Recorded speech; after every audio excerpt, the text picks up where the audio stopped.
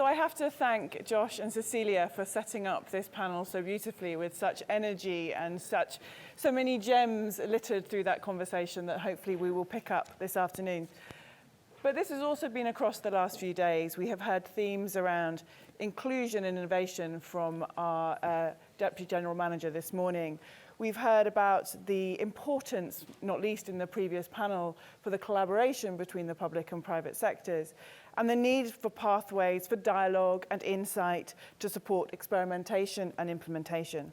And underpinning all of this across the last few days has been this word trust that has come up time and time again. And as we have heard, in the Innovation Hub, we have over the last 5 years completed over 20 projects with its wonderful myriad of names. And some of our pilots are starting to move towards becoming real-world applications. And this has reiterated the importance and the need for getting access to the broader set of skills and cutting-edge technologies that we need to bring in to enable us to deliver exactly those projects.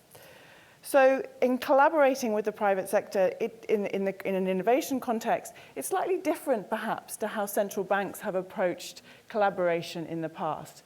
It maybe necessitates a different approach and conversation that covers maybe in procurement and how we co-create and engage.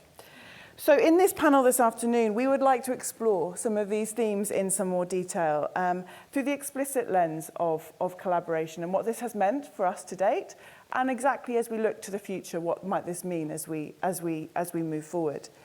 And I'm delighted to be joined in this conversation by two very esteemed guests. Can I introduce to you Katherine Gu, who is head of CBDC and protocols at Visa. I'm sure she needs absolutely no introduction, but let me give you some of her highlights. Katherine heads Visa's global CBDC and tokenization program, alongside blockchain protocol research and development, building digital payment solutions with central banks, financial partners, and global infrastructure technology company. And she's leading Visa's engagement on CBDC projects with over 40 different central banks, alongside private firms and other financial institutions. And we're also joined by Bob Wardrop, from the CEO of RegGenome. He's a professor of management at the Cambridge Judge Business School and one of the founding directors of the Cambridge Centre for Alternative Finance, a research centre investigating new financial instruments and challenges that emerge outside of the traditional financial system. He's also a founder and CEO of RegGenome, a spin-off business that works on transforming regulatory information into a machine-readable format. And I think with both of you here today, we get such a diverse set of perspectives about exactly what we mean and want to unpick when we talk about public-private sector collaboration. So perhaps I can leap straight in. We talk about it a lot. I often say that collaboration is a doing word. It's not a passive thing. So can you, perhaps, can I start with you, Bob, and talk to us a little bit about, from your observations and from the kind of different perspectives that your experience has brought, what you believe some of the ingredients for successful collaboration are? Thank you. And I'd like to first thank Cecilia in the BIS for the invitation. And Cecilia, just so you know, I'm teaching a course next year called Geopolitics and Financial Regulation to the MBAs. Yeah, well, can I call you? You didn't answer. So, but that's okay. I think, look, you heard my bio, right? It's a bit tricky. Okay, so you've got this, you're a professor in the business school. Brian Zhang and I started the Center for Alternative Finance. You spun out this business, and it's a commercial enterprise, right? And so what's really been important for me, and both the university and the spin-out company, is really making sure that our incentives are really transparent. What are our motivations here, right? Because people, particularly central banks, are very concerned about conflicts of interest. Are the incentives aligned here? Are we all kind of in some zone of agreement, all the participants in a project, where we're all going to be able to get what we want, and are we prepared to give to get that? So, for example, on the university side, right, the university produces public goods. And the public good it produces that's relevant to us is public domain information structures about regulatory obligations, right, rule books. The spin out, I mean, to build the data set that uses that structure, boy, you're dealing with venture capital and investors. And so you're really producing a private good. And so to be able to articulate transparently how you're contributing to the creation of a public good, and what the cross-subsidization is as a result of also producing, in some way, a contribution towards a private good, I feel is really, really important to get right. Because if you don't do that, and everyone around the table doesn't do that, when you get to the contract discussions about, well, who owns the IP here? You're not going to get through it. And so some of the people in the room I've dealt with on these issues, and it actually wasn't a huge challenge, because right up front, you're very transparent about why you're doing, what you're bringing, what you want, and recognizing that there will be a cost, that we are contributing to a public good.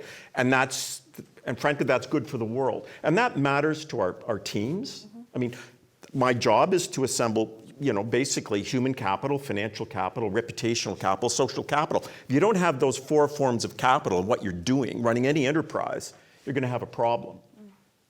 And actually participating in these projects actually can be really beneficial in terms of the challenge of, say, human resources. Data scientists are like hen's teeth, but they want to contribute to purposeful things.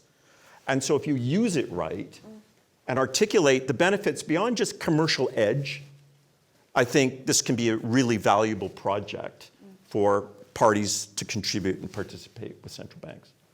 Thank you, Bob. There are a couple of things in there that I want to come back to, not least around kind of this upfront discussion. And I think it picks up something, Mariam, you were saying earlier about the importance of communication and transparency in exactly this kind of contracting and surfacing, kind of the preparation that goes into a successful collaboration.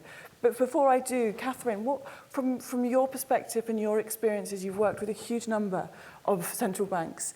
What would you offer in terms of your perspective on ingredients for making that collaboration work?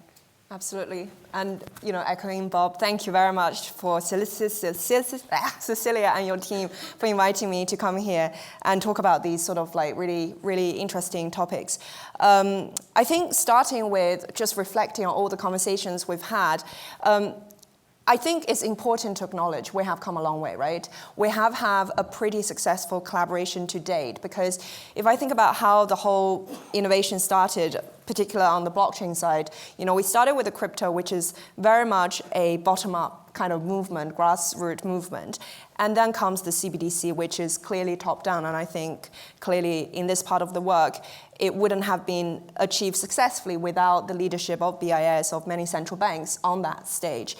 And where we're at today is really, if I look at tokenization, that's really kind of the convergence of the two, because clearly we're leveraging a lot of the technology stack, but with the help of the financial institutions and central banks to support us doing that. So I do think we have come a long way. And of course, having gone through this journey and working with many central banks, they all have very different personalities, I suppose. And I think some of the really important thing, Bob, you mentioned as well, it does come to incentives, right? It's all about the incentive mechanism design. And I think from the private sector, the thing we think about every single time when there's a project, an RFP, is about what is my return on investment. It's really as straightforward as that, because resources are finite. We can't, engage in all the different central bank pilots across the world. It would be a lot better if we can understand, what are the clear objectives that could be coming out of it. It doesn't necessarily have to be a product, but, we can measure that in terms of impacts it can have, what's that future trajectory could look like down the road, 3 years, 5 years. I think the benefit, at least from a Visa perspective, is we can think much longer term, right? Because we don't have to realize the gain as of the end of this year, but it would be, what does it mean for us in 3 years, 5 years down the road? So that's really important, just sort of defining what the objectives and the goals could look like for us. And I do want to touch base on a little bit on the IP thing, because talking to many people here around at the conference, I think lots of people nodding their heads when we're mentioning, IP has been a difficult thing. I think it's important to sort of differentiate the part that should be open source, that should be public good. But I do believe for any project, there's always opportunities for the private sector, and that's thinking about what areas of IP could turn out to be private good for us in the future to commercialize. So if we think about it from a tech stack perspective, right, like that bottom layer, maybe the infrastructure side should be the knowledge creation, the open sourcing part of the world. But then on top of that, private sectors can bring along different applications, different sort of products and innovations, and that's the opportunity that we would love to be able to capture. So, yeah, can I just pick up on Please something Katherine said? I think is really important. Where we've had effective collaboration, the use case has been super clear. The problem you're setting out to solve. I'll use a real example of this, right? So we have a project with IOSCO called Machine-Assisted Capacity Building Standards Implementation, or like a long, right? Short for MASI. And the challenge that the emerging and developing economy regulator members of IOSCO had is how can they efficiently benchmark their regulatory frameworks to the principles and standards set out by IOSCO. Super clear, okay? And so it became very clear of what we were going to build as a pilot. And that worked really well. Now, it took a year to define that super clearly and how that would actually evolve. Mm-hmm. But from the point that was nailed down, it went really well. And that will come into the public domain in third quarter. Okay? And we've got another project with a bilateral with a very large central bank. And I would say we took 6 months to refine just exactly what those project deliverables are really going to be with precision. So the more you invest up front to nail that stuff down, whether it's nailing the incentives, whether it's really clearly defining what you want to achieve and how you're going to achieve it, it's really worth that front-end investment. So what I'm hearing is there is that real desire, isn't there, of going straight to the thing. I think it was Lukasz earlier who sort of said, roll his sleeves up, get your hands dirty, start the building. But I think what I'm hearing from both of you is actually the really successful collaborations, the ingredients is actually not rushing the fences maybe, and taking the time to really understand the specificity of the use cases. What are we coming together around? Taking the time to understand which bit are we contributing to here in the tech stack, and what does that mean in terms of how we all might come together around this. Sort of building out sort of a set of rules of engagement. And I want to tap on that a little bit further, if I may, Bob, because one of the things we were talking about in preparation for our discussion today was, that sort of zone, you call it Zopa? Yeah. Okay, so, in a business I will let you take a negotiation course and you talk about Zopa, right? How do you get into, the zone of, of possible agreement? That's the Zopa frame. And basically, it's the same thing here, right? Mm-hmm. Everybody has to understand what the boundaries of the Zopa frame are and trade their way into getting into it, and then you're there. Easy. And paper. So one of the things there are many strands that I want to pick up on and kind of get your reactions to that we've heard from the last few days. But one of the things that before we get to that, and before we also come to the audience for questions as well, so please start thinking about your questions because we will have time, I will make sure we have time to get to them, is what can we learn from each other? We have a depth of experience, whether it's from academia, the startup world, much larger commercial enterprises. What do you think central banks and that wider ecosystem can learn from each other in starting to make those small steps, those giant leaps, and how we start to support? I think it was a point that Cecilia just made in the previous session about this knowledge sharing and how we enable others to come up that curve of experimentation and learning as well.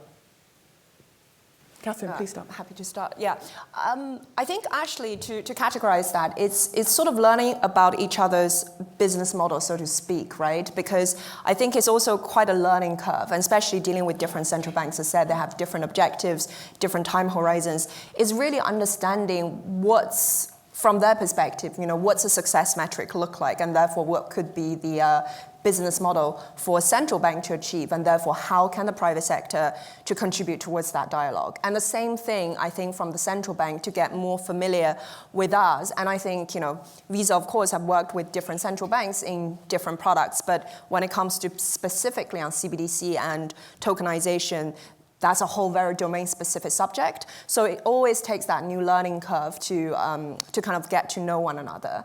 And I think one of the good examples that I could use is, for example, well, actually two. So with the Central Bank of Brazil, we worked on the Lift Challenge for a whole year. And that was by far the most fun, the most sort of like engaging sort of experience I've ever had. I remember, we're having meetings once every 2 weeks, really engaging, really talking in a very open and trusted way in that forum to talk about, okay, how do we really ideate about a specific use case? We were looking at a really futuristic sort of use case in around tokenization of factoring finance, and that's like back in 2022 when, this is just way off, right? But it was very interesting to engage in that conversation because we understood each other's sort of goals, so to speak, and therefore we can collaborate successfully. The other example actually is closer to heart is the Project Rosalind, where I was personally as the advisor to that. And I think that was also a different but also very intimate sort of learning experience, because for that is rather representing the company per se, is from the combination of the personal and professional level to be engaged in part of that, and how we can contribute the dialogues in a meaningful way from a sort of a technical expertise, I would say, to bring to the table, and what kind of outcomes we can see, which is quite satisfying. So I think having the very close association dialogues is, clearly is going to be very important. So yeah. And again, it's the trust that underpins it. Absolutely. Yeah, I think the partners in these projects can really help propagate very powerful spillover effects. And I think there's two that I would reference. I think one, I've heard a lot about inclusion and user-centric and the 8 billion people. How many members? 62 here, Central Bank, 63? Where are the other 100? Because there's a lot of the 8 billion that don't live in the jurisdictions of the 62. And I know that we certainly, from the university side, I gave a series of, I was with central bank governors in the COMISA region in November. They're really working on the cross-border payment problem because they're trying to figure out how to integrate. They're struggling with the correspondent banking system. And yet I look at these projects, and they want to know, they're trying to figure out how to learn from this. They're trying to figure out how to plug into this. And that's how you get to the 8 billion. So there are certain partners can help that reach and help disseminate that learning, especially if you're in the project. You know that project.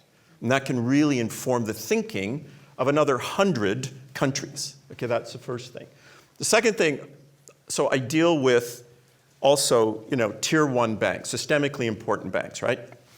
You'd think that it would kind of be a no-brainer to come up with a common standardized way of representing regulatory obligations, right? Because they've all got their own, it's a Tower of Babel. Okay, they've all got their own taxonomies internally and everything else. And they've tried to self-convene to solve the problem. And it's failed. Because one bank's a little more ahead, and maybe they want to charge the other banks for the access to their data. They can't do it. But they love to herd.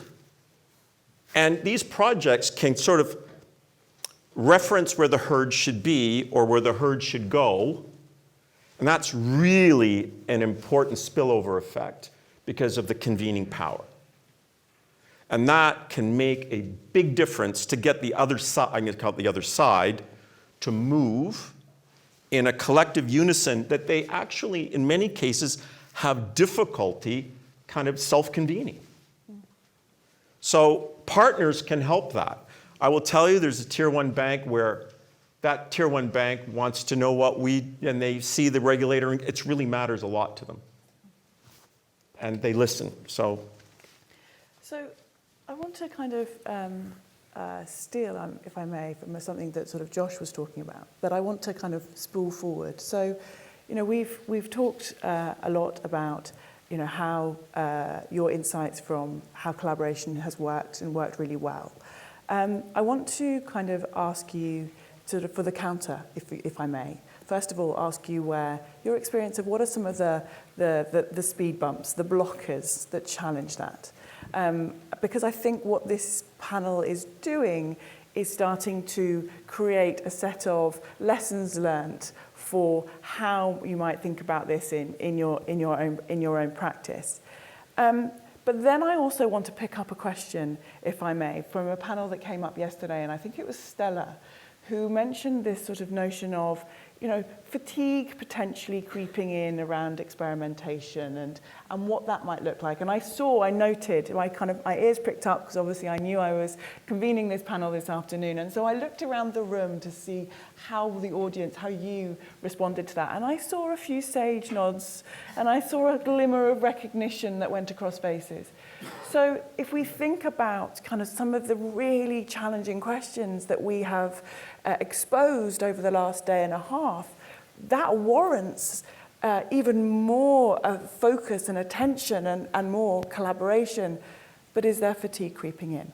But before we get to that question, I know I bamboozled you with two at once. I'm sorry, I was getting overexcited. But before we do that, maybe you can talk about some of your experience, without naming names, of speed blocks or bumps in the road that maybe inhibits collaboration. I think maybe starting with a really tactical one, some of the RFP, RFI we receive is very short time length. It's like you have to respond in 2 weeks. That sort of thing is actually a real speed bump for us because just getting all of the legal and everything sort of approved, that, it's very rare to happen that quickly. But I think outside of that, I think my answer is probably quite predictable because it does just go back to understanding exactly where, IP structures lies and, as said, we're developing product that could be commercialized one day. We do want to collaborate very closely with the central banks and the public sector. Now the question is, to what extent is that boundary is defined? And I go back to emphasizing, I don't think it's kind of a 0-1 sort of thing, in the sense it's either IP owned by one entity altogether or the other. I think that can be more finely sort of defined such that then we understand the area that we have the freedom to operate and to innovate. Because otherwise, there's always a constraint from the private sector to say, do we really want to bring our ideas forward if this is just going to be, given away? And hopefully the answer is not. But I think this is where we can do better. Projects specifically for each one of them, exactly what that scope looks like. I think that will help a long way. So yeah. Thank you. Yeah, a couple of comments. One, procurement. Because the procurement, it's not built for this, what we do. Mm-hmm. It's not fit for purpose. And so what you,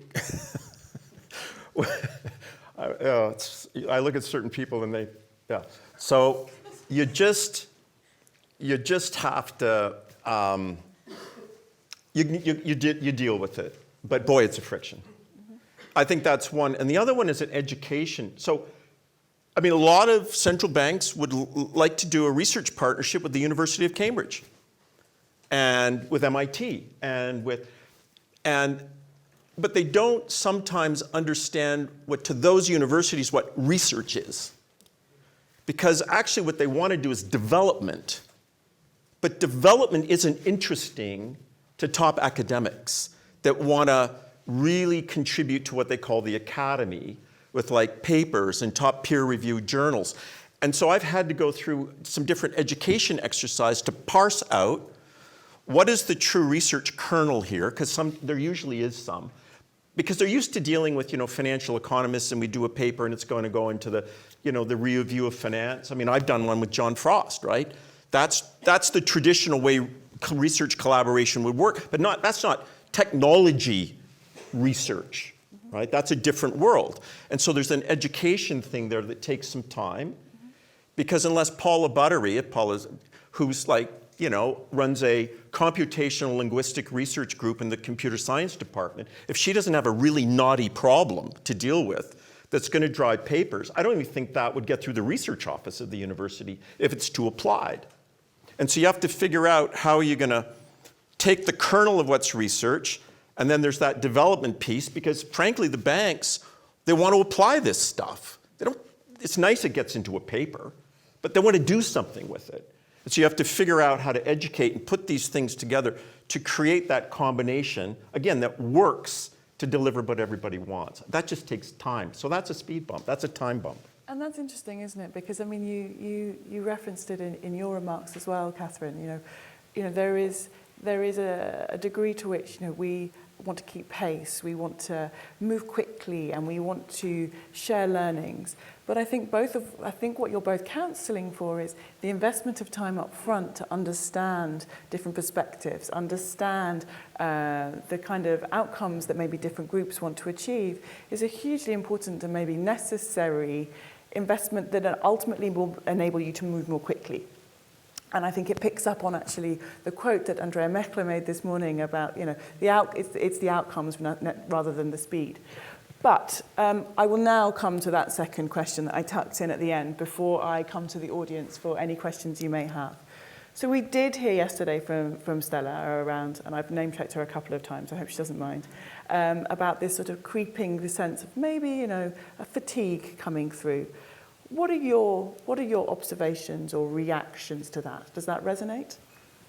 Well, I admit I nodded my head when that was being mentioned yesterday. I think yes, because I think as we're doing more projects, again, talking specifically in the CBDC, right? I think a lot of the banks, a lot of the sort of the payment providers have been doing experimentation for the past 5, 6, 7 years. So that's a decent amount of time we've tried to just innovate and experiment. At some point, we need to have a much clearer sort of business, as I said, ROI that we then need to present to our board and to really convince that there is something real to that. So, and it's not just for, I think, central bank related pilots, it's actually any sort of conversation right now we're having with even the private sector ourselves that they just directly ask the question, is this for real value, or is this just another POC?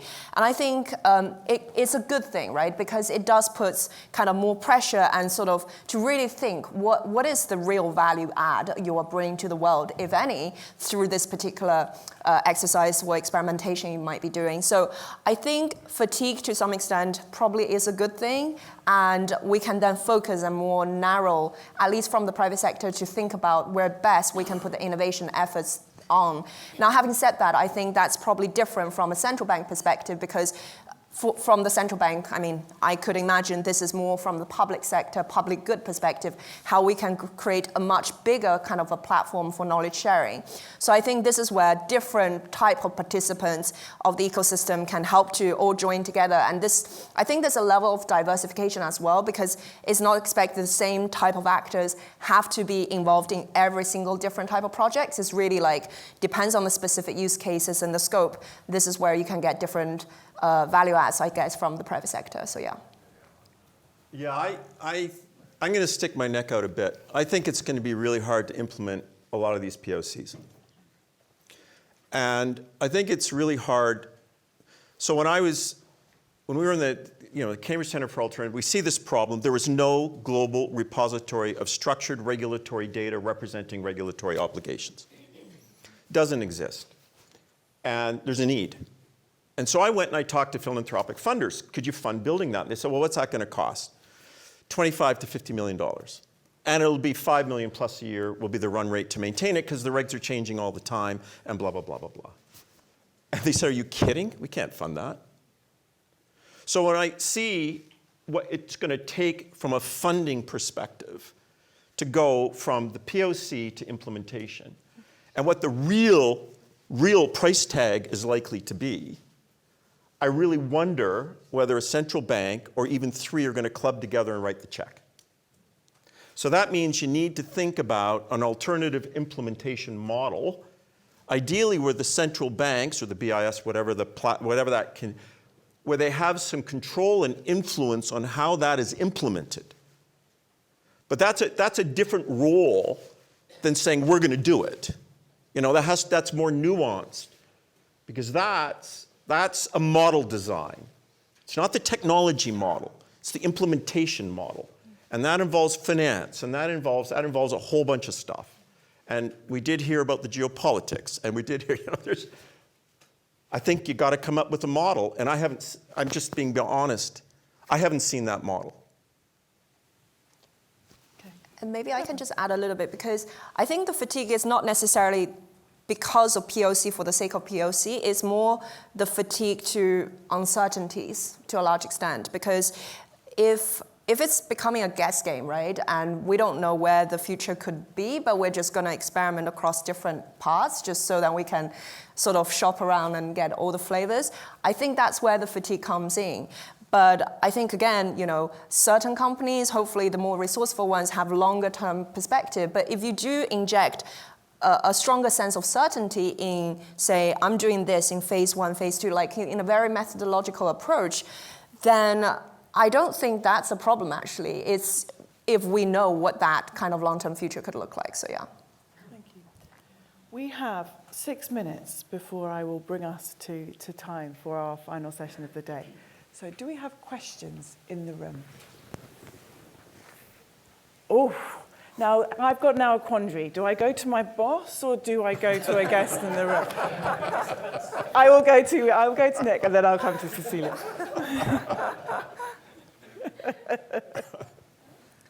Thank you, and thank you very much, Cecilia, for giving me the floor on this. Yeah, exactly. So Nick from Swift.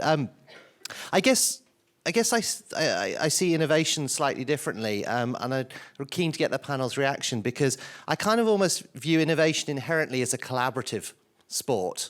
And in a way, therefore, that kind of really needs two ingredients. One is a challenge that people really want to solve, and two, a group that wants to solve it and wants to come together to do that. And in that, I also think there's therefore also a bit of an article of faith, because you want to get somewhere, but you don't necessarily know whether you'll get there or how you'll get there or even whether you'll actually get there in the end. And so I'm just wondering whether the panel agrees with that as an approach to innovation and how we instantiate that. Thank you, Nick. Catherine, Bob, who'd like to take that? I would say 100%, Nick, and I totally agree, because without the spirit of collaboration, I don't think we can really get far. I do think it depends on the stage of that development, in the sense, again, maybe 5 years ago, we really don't know anything, and you need a lot higher faith factor in that collaboration versus where we're at today. I think it's a combination of faith and, as I said, I think a level of certainty would be preferred, in where we're going with it. And I think, throughout the 2 days, we've heard lots of things on tokenization example, and that's a very good direction, right? Because we know that there is certain demands from different sectors. There's still uncertainties, but now we're narrowing down. So I think that collaboration can become more effective because of that, so yeah. Yeah, and I would also agree. And I think what the projects are doing is that they are informing the participants. And so they're getting a sense of where their roadmap should go. Like the innovation isn't ending when the project ends. I think that's really important, right? There's a continuing, and that's really, I think, a lot of the incentive. If I'm you, probably informing the shape of where things, or what people are really thinking about and how is really valuable, and that's driving some decisions internally after those projects end. Absolutely, yeah. Thank you. Cecilia, if she has a moment, or yes? I have a question about short-term versus long-term incentives. So my question to you, Catherine, is, and feel free to speak not about Visa particular, but sort of from a private sector perspective.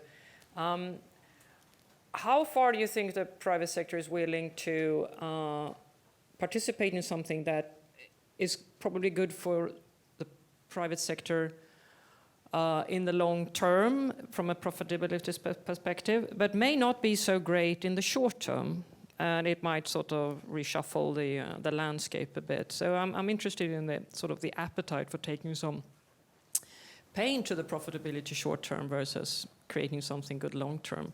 And I guess my question to you, Bob, you gave a sort of sobering message around costs and building things that is important, but the money is not there. I've seen wallets open up when there's a real crisis. And the question to you is, do you think we need some sort of crisis in this field before we get what we need? Great questions. I like mine. Go ahead, too. Kat. I like mine too. That was a very, very good question. I think hard to quantify, but I'll try my best. You know, I speak from, let's say, our Visa's blockchain experience. We started back around 2018. Good news is we're still here. So, you know, we definitely do take a long-term perspective. Reason being, what does it mean, right? If we don't do anything and if we just give up on that innovation, we know it's still going to happen, whether with or without us. So it becomes a much more strategic question for us to just figure out exactly what we need to build versus whether we should or not. And I think the same maybe can be applied to AI, quantum computing, things like that. So depends on the complexity of different specific domain. I think that timeline stretches, you know, like, can be significantly. Hopefully for blockchain, we're close, right? Hopefully that we're getting some real use case, some real convictions. That's my hope, at least, that we can bring to fruition. And I think it also depends on if you are a big company like Visa versus a fintech. And I give a lot of kudos, actually, to fintechs doing exactly this because, you know, I keep thinking about a lot of the use cases which requires a lot of resource and scale. And hence, for startups to really stuck the neck in this and keep on doing things, I think it requires a lot of conviction, and that's great to see. So. Yeah, I'll just answer, because that conviction, by the way, is hard to maintain if you have very impatient venture capital money funding your business. Because you take VC money, the second you put it in your bank account, the clock starts on the ROI. So you just got to know the game. And it's a tough game. With respect to the crisis, yep, the crisis will do it. The question is, what will get everybody to move and open up the wallets? Like, how close do you have to get towards the crisis? And it's not unique to this situation. I mean, I'm dealing with a very large bank for a long time, with a team that understands that the infrastructure they've got, I won't say what area of the business, but you could imagine if it's the deals, you know, and they are wrestling with, do we do tactical patches, or we do kind of foundational, like get rid of the DC-9, okay? They might actually buy the new jet, but it's in the balance. And they know if there was a crisis, they'd get the jet in a heartbeat. So they're trying to figure out how close can they get to the point where the DC-9 falls out of the sky without it actually falling out of the sky, you know, and that's the tricky bit. Okay. Oh, I've got time for one more question because I do want to keep us to time. So can I, gentleman right at the back, Mark, I think.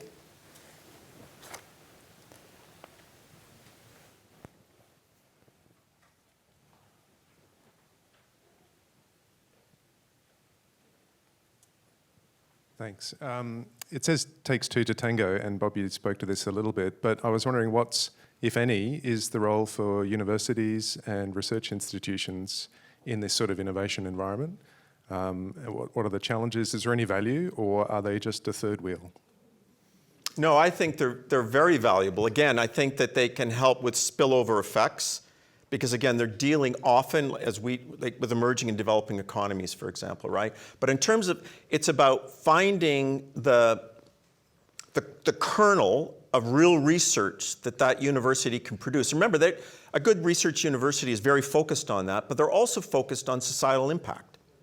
So if you can combine those two things in these projects, I think it's very, very powerful for the university and then their stakeholders and communities around them. And often in different countries, you'll see the governments can be quite close to some of those universities, and that can provide another linkage of collaboration, indirect, that these projects can drive. So I really think it's also good for the researchers themselves to get closer to the real use of this stuff, because it does inform, in many ways, ideas about their own research, right? I mean, the idea of generating social capital, serendipitous encounter, and how do you arrive at new research ideas and strands is very, very valuable. Thank you. So I'm going to attempt to wrap up this conversation. I think we've heard in the first half a huge amount, actually, about a bit of a a playbook, really, for fostering the right kind of conditions for innovation and collaboration, whether that is with private sector, whether that is with research and academia. And I think it comes through to really understanding each other, taking the time for communication, surfacing that, and really getting this sort of the space in order to then move really quickly to execute on those things. We also, I think, heard about the importance of thinking about how we move into the future and what experimentation needs to look at into the future, not just in terms of the bill, but I think, Bob, you've talked about those spillover effects as well. And we've had some amazing questions from the audience as well. So thank you very much indeed. Thank you to Catherine, thank you to Bob, and thank you all. Thanks very much.